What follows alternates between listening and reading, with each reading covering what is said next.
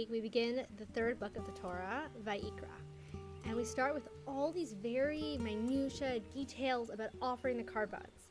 What animal are we offering in the temple? When are we offering this? How is it being offered? What is the procedures? We're really, really in the details of our love story with Hashem.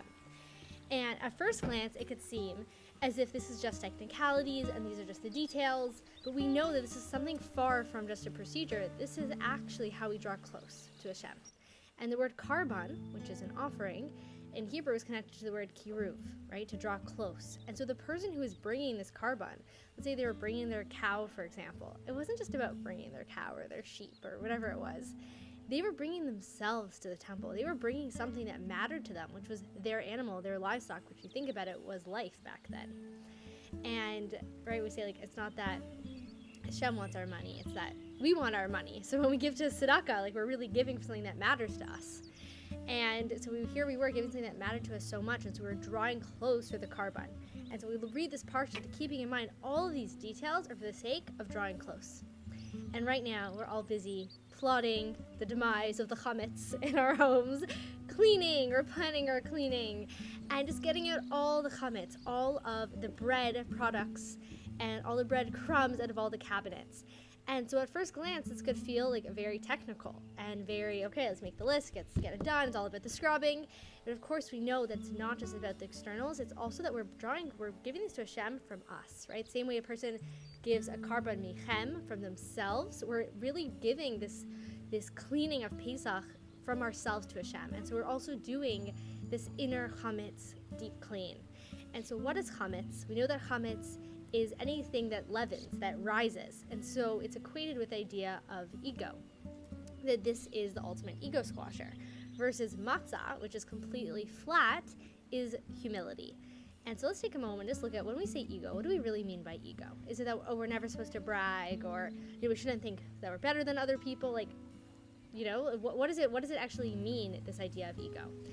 And so I want to take it in the direction that when I think that there's anything going on other than me and Hashem in this dance of life together, when I think that it's me trying to control, trying to run the world, trying to make my life work and make my dreams happen, right? There's this feeling of me, it hurts and it's painful and it's scary. And ego is always fear-based, right? It's, I have to make sure this thing happens, or I have to figure this out, because if not, I might lose out, or I might look bad, or I might be hurt in some way.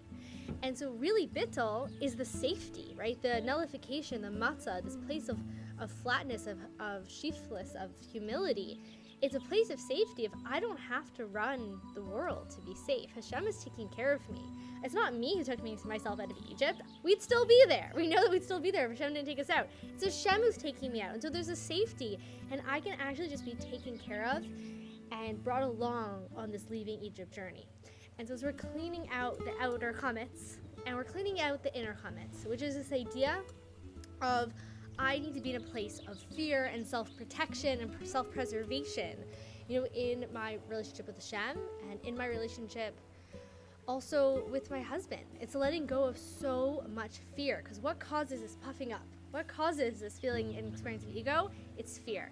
And we look at the prophecies about what this Mashiach reality is going to be like. There's that, the lion is going to lie with the lamb, the bear and the cow. Like, there's all these pairings of animals that are just going to be hanging out together that normally would kill each other, or one would kill the other, predator and prey. And stepping beyond that completely, and they're actually going to be friends.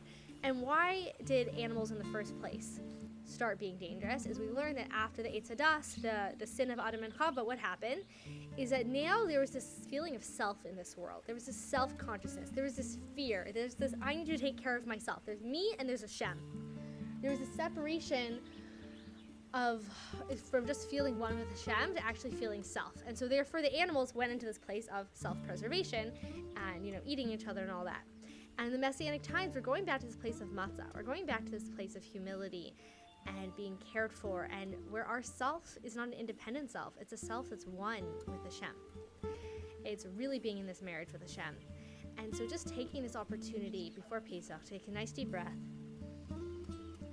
I'm really asking ourselves, how can I bring myself into this Pesach cleaning? How can this be my carbon to Hashem? How can this be my way of drawing close, right? Carbon is a lashon of kiruv. How can this allow me to draw close? Where in my life do I feel chametz? Where in my life do I feel like I need to be in charge and I need to take control and things have to be a certain way, or ... And really looking at, what are my fears? What are those insecurities? And how can I allow myself to be in that place of matzah? How can I allow myself to be in that place of, Hashem, it's all you, and I know you're taking care of me, and I know you're the one who's going to take me out of my personal Egypt. What would it take to really allow ourselves to go into Pesach, not from a place of how is this all going to get done, but wow, Hashem, thank you for allowing all of this work, the shopping and the chopping and all of it. Thank you for allowing all this to come through me. It's really from that place of, there's me and Hashem, that dichotomy, versus it's us. How can I make Pesach with Hashem together?